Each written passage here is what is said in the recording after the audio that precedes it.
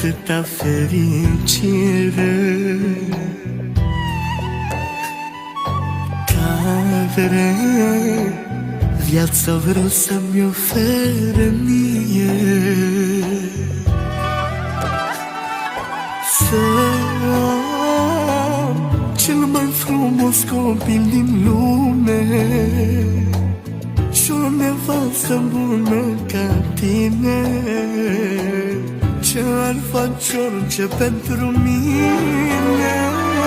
Suntem familia perfectă, Dumnezeu ne iubește, tot ce mai frumos e ne dăruiește. Lacrimi, lacrimi de fericire că vă am lângă mine. Trăiesc pentru băiat și pentru tine.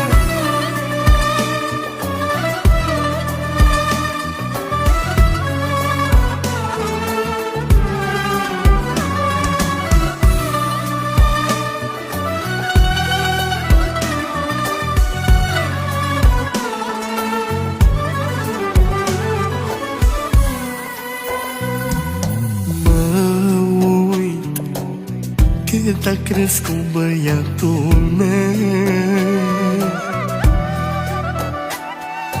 are suflet curat ca altă.